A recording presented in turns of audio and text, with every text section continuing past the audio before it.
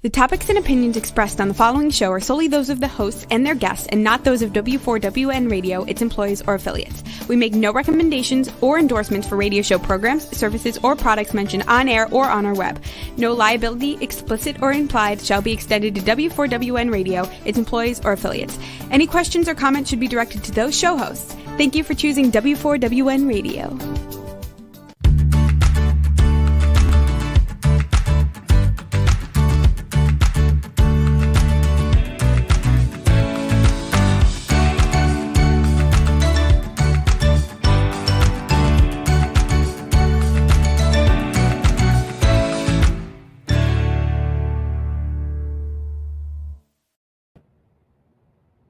Hello, welcome to Love Your Body, Love Your Life TV show. My name is Jenna. I'm an author of the book titled Love Your Body, Love Your Life, 52 Tips That Will Radically Change Your Health. You can find my book on Amazon and on barnesandnoble.com. But today, it's not about my book. It's about Brown Eyed Girl, which my next guest wrote over the pandemic, during the pandemic, during a heartbreak, and we're going to talk all about that. She's a poet, she's an actress, she's so much more than that. We're going to get into some deep conversation. So I want to welcome her to the show. I'm super excited. Talyn Fiore, welcome to the show. Hi, how you doing, Jenna? I'm so good. I love your little background, like I was telling you off when we first got on. Background. I want to dive right into it because I know that people are still, how do we want to say this? Feeling the effects of the pandemic and everything that goes involved with the emotional state, right? Mm-hmm. Once we heard the news and once it really landed and we were able to digest the fact that this was really happening. It wasn't just news. Right. And I love the way you handled it. And I want to know all about your book and take us to the beginning of how that started. Yeah, so it was extremely unintentional. I never set out to write a book. I never considered myself a poet. I wrote poems as a kid, like a lot of young girls do. I had ended a relationship at the end of 2019, and we had decided to end our friendship right before the pandemic. And so when the pandemic hit, it was really the loss of that best friend, my person, and just being completely isolated, and poems just started to flow out of me at an uncontrollable rate. In the book, it's all black and white, and all the black are what I consider the sad poems and the duality of all of us. So I would say about 90% of those poems were written in the first couple weeks of the pandemic when I just felt so alone. I missed him so much, but was trying to respect boundaries.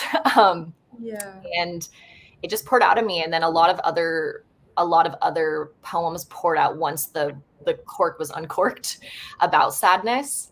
And then that person came back into my life as a friend about a month later. And then all these happy poems started flowing in. So all the gratitude for the love we'd shared, gratitude for his friendship, gratitude for how the relationship had changed me. And so it really just started this revolution of poetry back in my life that I really leaned on heavily. I would go down to the beach. I live in Laguna, and just write poems in my little journal. All the time I was feeling happy or sad.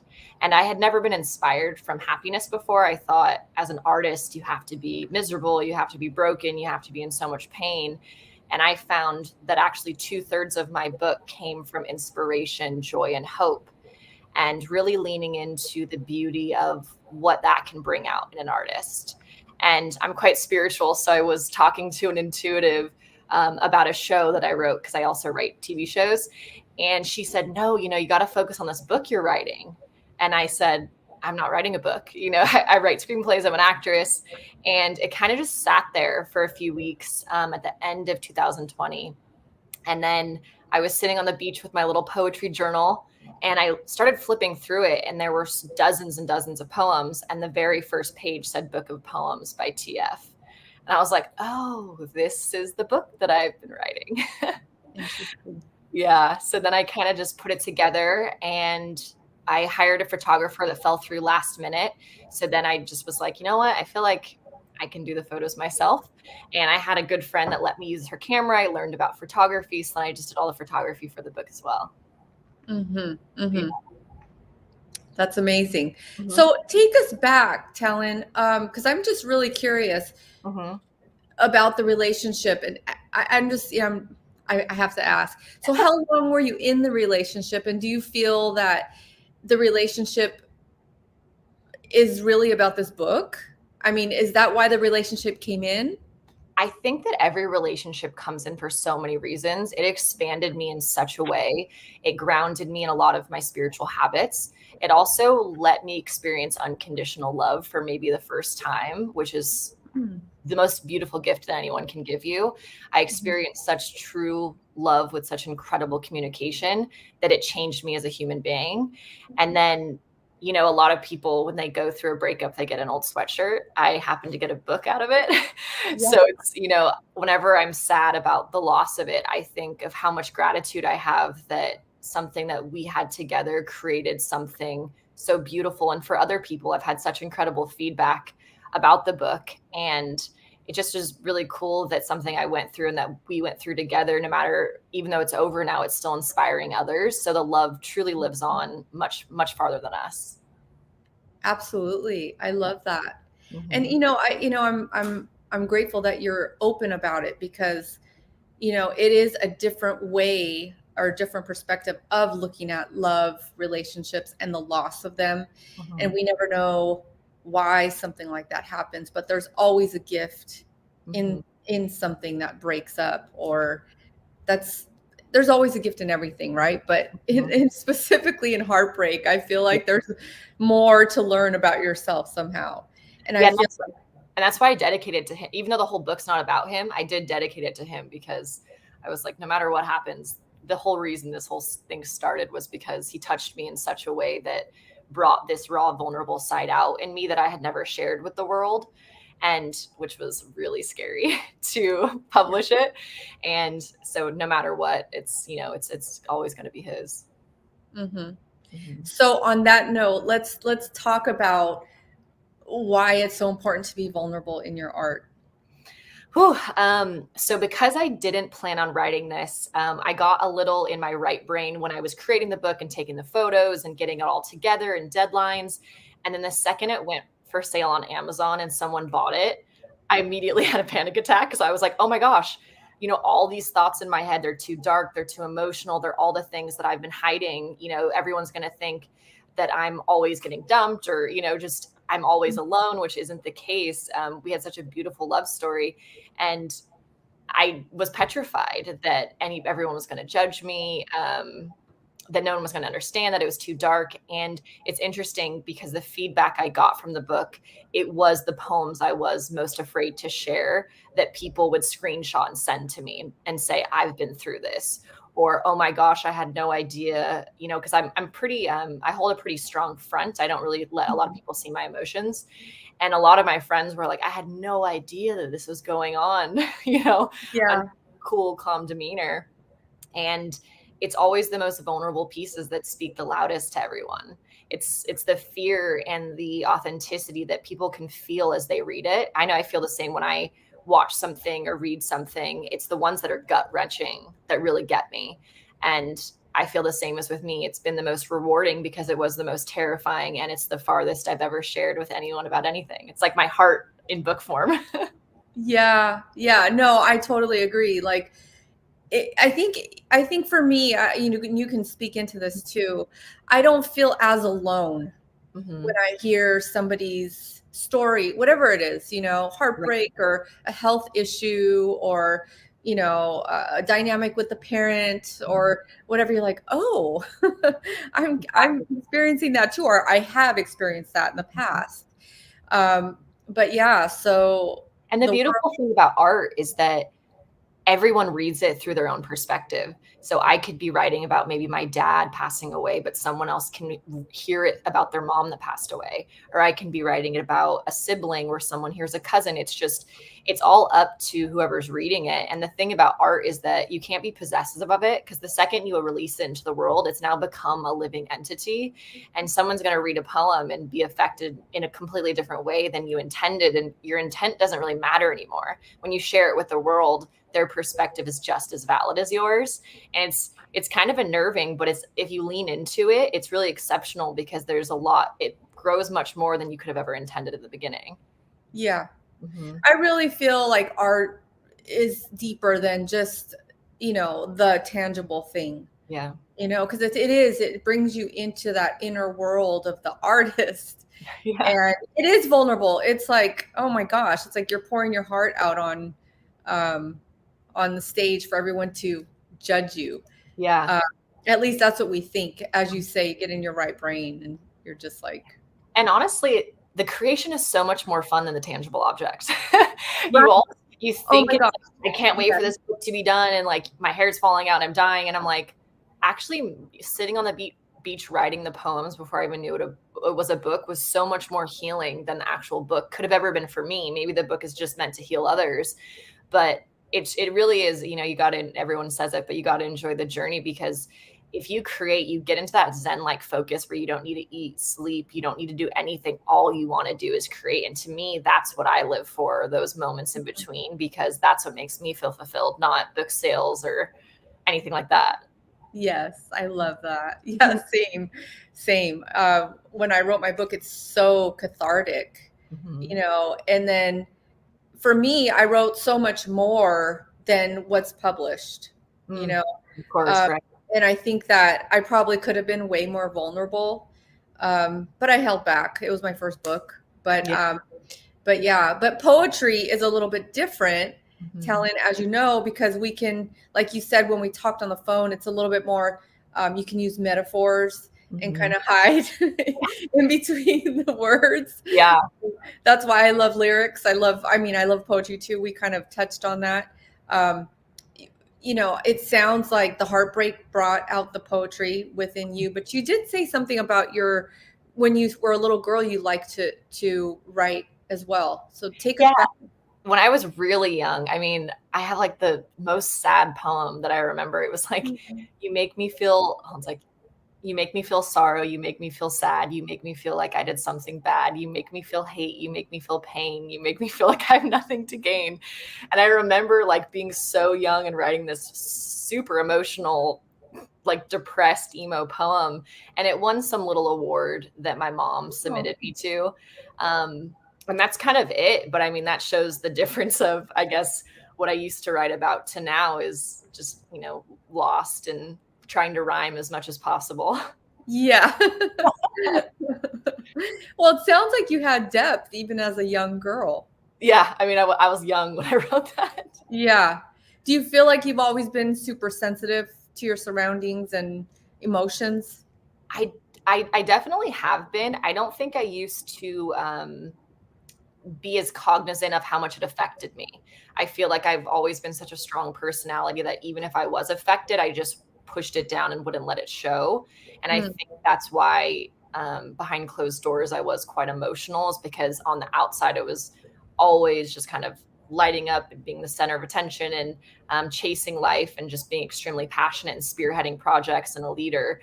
And I really didn't show that to anyone. And so I would sit in my room and like blast Evanescence. Like I was such an emo little kid. But I do read back, I read old journal entries and stuff. And I do think, okay, it's always been there. I think if anything, I was just trying to be more normal and not be so emotional and just be the cheerleader or the actor and not use all my emotions. Because I found quite a bit of things that I'm like, that's pretty good. Like something I wrote in Florence in college. I'm like, wow, I guess I was writing a lot earlier than I thought. I'm curious, what is the reason you feel you had you felt like you had to put on this front, I guess I want to use that word. I would say, I always say it more is caught than taught when you're a kid. And I think that's just what I observed with my family was kind of this keeping up with the Joneses perfect persona that we gave to the world. I also grew up around an older brother I pretty much grew up like in a hockey rink watching him play hockey for a lot of my life. And so I would always hear them complain about emotional girls and like, never be like that. And it's more like I was just kind of like the fly on the wall hearing like, hey, don't be emotional. Don't do this. Don't do that. Don't take too long to get ready. And I was making almost subconscious notes. And to this day, I get ready so fast because I remember my brother always being like, gosh, girls take so long to get ready. And so now it's like ingrained in me. And I think same with the emotions. Don't be dramatic. Don't cry. Don't, be too emotional. And so I really tried to do that for a long time. And when I used to drink, I used to lose it because I would just always hold it in. Yeah. And then my father passed away my freshman year of college unexpectedly, which is a tough time to try to figure out who you are, be drinking for the first time. And so I kind of had this parallel of like having so much fun and being on life. And then I would drink and then I would just bawl my eyes out. And it was this person that I hated. I was so ashamed of how I acted for so many years. And now I just have so much tenderness and love for that younger version of myself because I was just brokenhearted and unable to grieve. And so the bravado just got broken when I drank, unfortunately. And now it's just so much different. I mean, you go through the healing steps, you go through the grief, and you realize that dark part is not sitting in there just waiting to come out anymore because it's not there anymore. Yeah. Mm-hmm. I want to get to the part where how you started that healing journey, but I want to ask one last question. Yeah. Are you better now about showing your emotions to like your closest family members, or do you still find that way about you coming out? It's definitely better. It's better.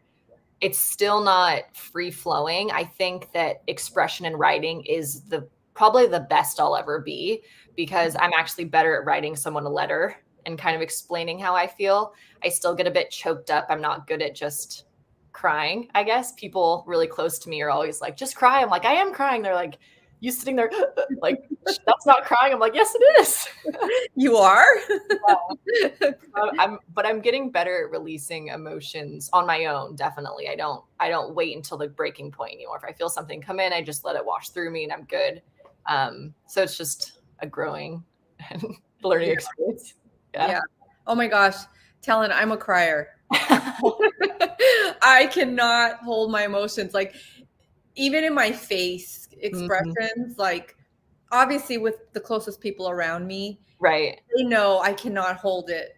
Like you can see it on my face. Sometimes I'm pretty good at holding it like a poker face. Yeah. But for the most part, I cannot. You could see it, the emotions on my face. I'll get red or something, I'm the exact opposite. I'll tell my friends later, like, yeah, I was holding back tears after he said that, a comment, and some people are like, what? Like, what do you mean you were holding back tears? I've gotten good at, and I guess the actor in me too, like I've gotten good at just making it go away until I'm alone. Well, yeah. Yeah. But what was that? But I am getting better. I'm trying to get better at that. Yeah. Well, let's make a note for your family and friends that when you write a letter, you need to really be present and read between the lines. Yeah. So I want to hear about the healing journey. How did that come about? What did you do to heal that part of yourself? You lost your dad. That's a huge at any age. Yeah. So I pretty much stuffed that away for, must have been for around 7 years, and just kept myself as busy as possible. I had a really good corporate job. I had a relationship. I had a great house. I had friends. I had a social life. I had everything that anyone could think would be a great life. I was making really good money for how young I was. I was about 23. And I was just miserable. I worked at a really cool office. And I was making so much money. I was like, I can't, like, what else am I going to get? I have the guy, I have the money, I have the job, I have the house. Where's the happiness come? And so I saved up a lot of money and quit my job and moved to LA to act. And that was probably the first step of me stepping into what I consider my own and my own dream. I wanted to be an actor as a kid. And once my father passed, I kind of just was like, I'm going to go the easy route and do marketing and just make it easier. So once I moved to LA, I did a bit of a long distance, and then I went through a really devastating breakup. It's like he's the only person that's ever dumped me. And so I feel like that's why it just like sticks out as like the one that was so difficult, but it also was the first breakup I had after my dad passed away. And so it's like with that, it opened the door of all the grief that I hadn't dealt with at all about my dad. So it was kind of just this overwhelming devastation. I was in a brand new city. I was going through a breakup. I was so sad about my dad, but still trying to push it away. And my mom actually had heard of a meditation studio in LA called Unplug. So she was like, I have a friend named Lily, go to her breathwork class. I'm going to get you a 2-week free trial. Please, like, just go do that. Cause she just felt so bad that I was so upset. And I ended up going every day to different classes each day for 2 weeks, fell in love with meditation. I went to Lily's breathwork class every day for a year.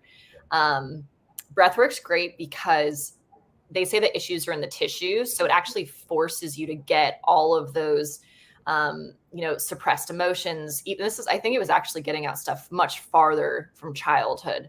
So a lot of people are crying in there, so you don't feel like you're alone. And I really just leaned into self-help books, meditation, yoga, journaling, pretty much anything you could do. And then I went solo traveling in Bali for a month by myself to do a yoga retreat. And that was massive for me. I felt so independent. I feel like I could do anything. I hit so many roadblocks, and you really kind of see what you're made of when you're in the middle of the jungle and your scooter breaks and you're bleeding everywhere and like you're all by yourself. And I mean, it's just like hilarious stories now, but it really shows you that you can do anything by yourself. Yeah. And it was big for me. And then I just kind of went deeper into the awakening. And in 2019, I did ayahuasca. And that was a quantum leap of my growth and transformation. Oh my gosh. It Talk was about that. I want to know. My friends that know me, they're like, there's a me before and there's a me after. I still have the same personality, but it completely hardwired me in a different way. I think that for people that don't know ayahuasca, it's a plant medicine. And I went to Costa Rica. We drank in 4 different ceremonies. I think one thing that I've always been really good at is commitment. A lot of people do, I feel like, plant medicines, they kind of just do them on a whim or they don't really prepare. I had been doing meditation and breath work and eating healthy and really committing with intention for about 2 years before I did it. And then the dieta I did for a whole month beforehand, where you go vegan and you don't drink and you don't have coffee, sugar. You're supposed to be clearing the vessel. And so my experience was so profound. I could talk about it for days and days, but like the most pain I've ever felt in my life, it's like all the pain you felt and haven't let yourself feel, you feel it, but then you feel more joy than you've ever felt. I had a lot of closure with my dad, which was incredible. It was just the ego death, like everything you can think of. If you let it completely changes what you think about the world and about yourself and your role in the world. And then it's your job to integrate it when you get back. Because I have so many friends that have done it and then they kind of just, go about business as usual. You really have to say, I'm going to take this knowledge that I've been given as a gift and let it define who I'm going to be now. And I think, I was very hermetic after. It was very overwhelming to be back. I didn't hang out with a lot of friends I used to. I've been vegetarian ever since. I was vegan for like a year on and off, or a year solid and then on and off since. I didn't drink for a year. It just changed me. I didn't want to put anything in I didn't wash my hair. I didn't do my nails. I became like a full hippie. You did? Yeah, for about a year. So I'm obviously I'm wearing jewelry. My nails are done. Like I've come back a bit to myself. Yeah. But I went deep for a year. I was like, if I strip away everything that I think is Talyn Fiore, which is, cars, and I always have my nails done and I always have my hair done, who's there? And that's when I met the person that inspired this book. And he loved me for me at the most raw, bare, naked. I was having acne issues from getting off birth control. And to take all of the flash away and then to be unconditionally loved was one of the most healing things. And I think it was because with the ayahuasca, it changed the type of person that I magnetized into my world, someone that could see me and love me.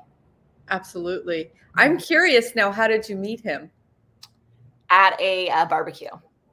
At a barbecue? Yeah. No makeup? No, I did have makeup on at the barbecue. I did have makeup. Like it was a drinking barbecue and we were both not drinking. Okay. Yeah. So, and we had a few other things that were similar, different practices that we were doing at the time that we were like, you too? Oh my God, you too? Oh my God, you too? Yeah. I just find it really amazing how when you do strip away things, what can come into your life, who can come into your life.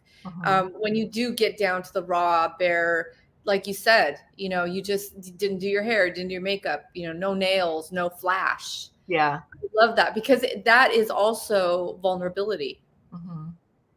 That is real. Yeah. Yeah. I mean, especially Los Angeles. Like I was living in LA. Yeah. Yeah. I was just going to say that, especially in LA and California and Orange County, Lagoon Beach. I mean, come on. Yeah. Oh God. I love your story, Talyn. We kind of have a similar path where I think I said I was in a corporate job, making a ton of money. I bought a house really young on the beach, and I was just miserable. And I was just like, what am I doing? Like, wake up kind of thing. And then I went through my own, started with the diet. I went raw vegan, raw food for a whole summer. Yeah. And oh my gosh, like I was attracting like monks in my life. And just, it was just wild. And everything's so vibrational. So it's, if you're bringing things into your physical body that are of a higher vibration and less toxins and more natural, you're going to vibrate higher. So it's going to bring all sorts of different in your life. And people are always so afraid of the unknown, but the unknown is where the magic is. Yeah. Yeah. And I think, it takes, you got to create that space and, because taking a leap of faith could be really scary. I mean, where's your next, where was my next paycheck going to come from? I had no, you know what I mean? But I will say, I was already really serious with my second husband. We're divorced now. Yeah. So that kind of gave me stability. But, looking back, I ended up losing everything. I wrote this in my book, but looking back, I would not have done it any differently because I found you find it all after. You find it all, and you find a piece of yourself that you can now experience, which you have done. Right. When you lose it all, it's like, what did you lose? Are they things you actually chose, or are they things that people told you your whole life that you wanted? You know what I mean? It's like, did you actually choose that religion or that job or that type of partner or that type of life? I feel like once you lose everything, you get to decide, oh, what type of life do I want? What type of job do I want? It's better, in my opinion, to work from the ground up. I mean, they always say that people's awakenings typically are sparked by trauma. And it makes complete sense because it has to break the conditioned self that we all think that we are. And then it breaks with trauma. It starts to crack and you start to think, you're sitting at a party. Like, I don't even want to be here. Like, are these my friends? Is this my life? What is this? And the trauma almost kind of like knocks you in the head to let you see beyond just distracting yourself 24/7. We're always go, go, go. And I know so many people that can't even just sit with themselves in silence for a moment. It's like, no, I have to have something on, Yes, absolutely. And I was one of those people. Same. I was like, go, go, go, go, go, go. Yeah. Yes. And you have no idea why you feel like you need to fill your life up with so much stuff. It's because you don't want to feel the feelings that are underneath all the stuff. Yeah. And it's hard, it is hard. As you know, I went through the same thing again. I'm a writer too, but I didn't write a book through the pandemic. But I was going through, I got divorced. My ex-husband left in 2019. So we kind of had that same experience. And I didn't realize how much I thought that I was sitting with the feelings. And then 2020 rolled around and I was like, oh, I haven't healed myself. Yeah.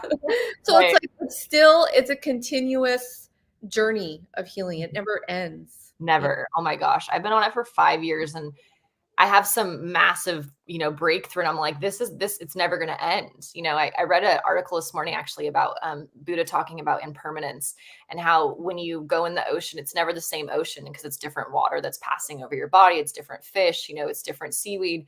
And the impermanence of life, of just, it's going to change every single moment. And even if you feel like you're stagnant or in the same place, it's impossible to be exactly the same as the day before. You have different hair, you have different things in your stomach. It's just really beautiful if you look at it that way. You don't feel as stuck because things are always changing in really minute ways, whether you realize it or not. And it makes it easier to grasp, okay, I want to change my life in a big way now, which isn't as scary because things are always changing anyway. Might as well just turn up the volume and get somewhere that you want to be. Absolutely. So what would you tell somebody that's listening, to your story, that's resonating with, oh, okay, maybe I'm not liking this corporate job or wherever they're at, and they want like a massive shift. Maybe they do want to write a book. Maybe they do want to be an actress on stage, but they're a little bit nervous to take that leap. What would you say to them? I personally love Joe Dispenza's work. I just feel like he's a great mix of the spiritual and also the science. I was blessed to be raised in a family that my dad taught me from birth that I could do anything I wanted, and that to chase your dreams. And he was a massive manifester before manifesting was a thing. So I'm really lucky that I have that built into my actual belief system. Because sometimes I look at people and I'm like, I don't understand why you don't just jump. The net always appears. But if you don't believe the net will appear, the net's not going to appear. So the great thing about Dispenza's work is that he does this almost like hypnotic trance type of meditation to get into those conditioned beliefs of unworthiness, not believing in miracles, not believing that if you jump, the net will appear. And he lets you rewire them. And he also is a really good for visualization, where he does it in this way that it gets you into a certain brain wave. And then you're imagining your future. And my mom and my last partner would always joke, because I'll be like meditating on the couch, and I'm like full cheesing. And they're like, what are you imagining when you're, doing a meditation? And the thing is, we all know that your mind can't tell the difference if you're actually experiencing something or if you're just reliving a memory. So instead of reliving memories of the past, you decide to relive memories of the future that hasn't happened yet. You get in that mindset with that elevated emotion and that intention, and you live it like it's happening. So now your mind is rewiring of, oh, this is a new experience. And you just want it to do it repetitively enough that that becomes the first choice instead of the old pattern. So I really like and he has tons of different meditations. Becoming Supernatural is like, I've read it so many times. I love that book. And it's all just different ways. Some people like a softer approach. Abraham Hicks is more just like living fully positive to magnetize more positive things and joy. But I think the first step is just starting. I know so many people have trouble just starting anything. And every day, if you make a choice that's a little bit out of your habitual patterns, you show yourself, oh, wait, I can do it a little bit different. Oh, it can be a little bit different.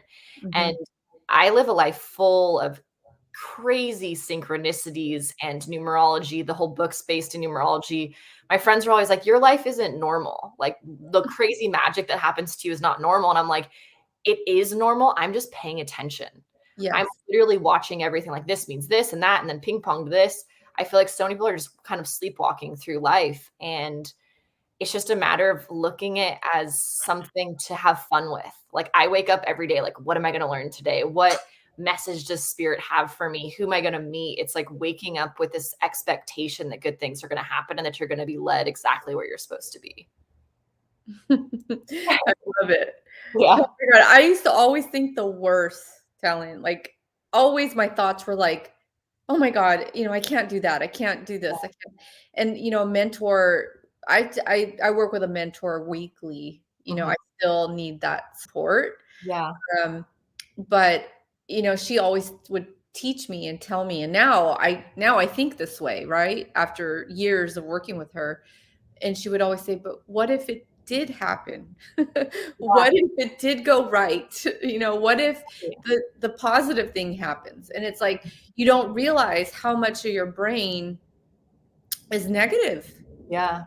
And I think that is, you're right. You're absolutely right. People are walking through the world asleep, and they're not really paying attention to the thoughts. Yeah. And I think that what we're talking about, if you can agree or disagree or talk into this, is becoming conscious, becoming awake through ayahuasca like you did, or daydreaming in a positive way, manifestation, becoming awake to the thoughts. Because a lot of them, I think 95 or 96% of our thoughts are unconscious. Oh, yeah. So how do we wake up to, oh, that's triggering my 5-year-old? Yeah. And it's I'm not 5. Yeah. But this experience of, me being on TV is triggering my 5-year-old because I was shining my light at 5 and somebody shot me down, kind of thing, Yeah. So talk into that. What would you? Yeah, I mean, there's just so many ways, because there's a great book called The Untethered Soul that really talks about just the voice in your head, which I think is great. And also Lacey Phillips, she does a lot of almost like hypnosis type of meditations where you go back to that moment you were 5 and were devastated, and it actually changes it. Because if you can't get to the subconscious, it's really hard to see your outer world change. And another thing Lacey Phillips says, she calls them expanders, which I love. If there's one person in the world that has done what you want, it means it's possible. So instead of thinking, well, I was talking to someone the other day, like, yeah, it's so hard to be an actress. It's always inconsistent. And this guy kind of pushed me back and said, is it inconsistent and hard for every actor? And I was like, well, no, of course not, like the top people. And they're like, so is acting the problem, or does it just mean that you're not at the place in the career that you want? And it really pushed me to think, you're right. We all just take something that people have said to us over and over and over, and then we believe it. And then because of law of attraction, our experience only has the option to show us that over and over. So instead of focusing on what the majority is, focus on this expander of, this person did exactly what I want. Like for me, it's Issa Rae and Lena Dunham. They wrote their own shows. They started in it. Like, to me, I'm like, they did it. So anytime I start to waver, I'm like, it is possible because someone's done it. If it's possible for one person, it's possible for more. And so it's just these constant shifts. Like you said, anytime you have a negative thought, being aware enough to redirect it until the natural reaction is looking that way instead of looking the old way. Yeah, absolutely. Talk to me. Tell me about what you're up to right now. Like, because I know you're writing a lot, and you're up in, where are you living right? Are you in Laguna? I'm still in Laguna, but I'm moving back to LA in a couple weeks. Okay. Yeah. So I wrote 2 different television shows that I'm currently in the process of pitching. And then I'm now working on a movie script about my dad. So kind of 3 different projects I've been working on throughout this year alongside with the book. And yeah, just churning them out and getting them in front of the right people. I've had some really exciting meetings, and just trying to find that the 2 shows that I have created find the right home. There's so much in the industry, and I feel like everything's going a little bit of a different way. And I have such a specific way of doing things, and I want everything to be light focused and high energy, and even the songs, just a different hertz, things that create harmony instead of chaos. So just trying to find the right home of someone who believes in the full aspect of the show from top to bottom, not just, is it a good script, but can we make a change with this script? Can it influence people? Can it be a light? There's been so much darkness on TV lately. It's like Squid Game. It's all like death and documentaries about murder. It's like, let's have some programming that gives people hope and helps people grow. So that's really my goal, is to try to bring a lightness to the industry. Oh God, I have no doubt that you will, Talyn. I remember we first got on the phone. You're like, Jenna, I dream big, and I believe I'm going to create a big life with my mind. And I'm like, go, girl. I do believe it. Yeah. That's awesome. So you manifest by imagination, by laying down and just visualizing. Is there any other way you like to manifest? So two other things I love to do is when I hike, this is going to sound so silly. When I hike, I sometimes pretend that I'm being interviewed about my story, but like in 20 years. And so I kind of say like, this did this and this show did this and it helped in this way. So I pretend that I'm on a radio with someone explaining to someone how the next 20 years of my life unfold. And I just pretend like I've already lived it and I'm already grateful for it. And then the other thing I do is I journal every day in general, but sometimes I like to journal a journal entry in the future. Like today is the day of my wedding and this is how I feel and this is what my partner's like, or today is the day my show airs for the first time. And I just sit there and again, with like, you have to get into the elevated emotion, because if you just think about it without the emotion, your brain doesn't believe you essentially. So you have to trick your brain. So I'm sitting there so excited, what would it feel like if tonight my show was airing for the first time on a streaming service? Like, what would that feel like? And then I just journal it as if it's now, and the gratitude that I have for it in that moment, for it already coming true. Yes. Yeah. Yes. It's already done. Yeah, it's done. It's already done. We're celebrating tonight. Perfect. So do you want marriage? Do you want kids? I do. I've always been a massive love bug. Like, I love to love. I think that right now, the reason that I'm choosing to be alone is because my creations are kind of like my children, my babies. And I know that I want to give them 100% until I at least get a little bit farther along, to the point where I feel like I can give someone more of myself. Because right now, anyone who knows me, I live and die and all I talk about are my projects. Whatever project I'm working on, I'm like, you'll never guess what blah, blah, blah. And right now, I just want to focus on my career and setting a foundation for myself and getting myself there.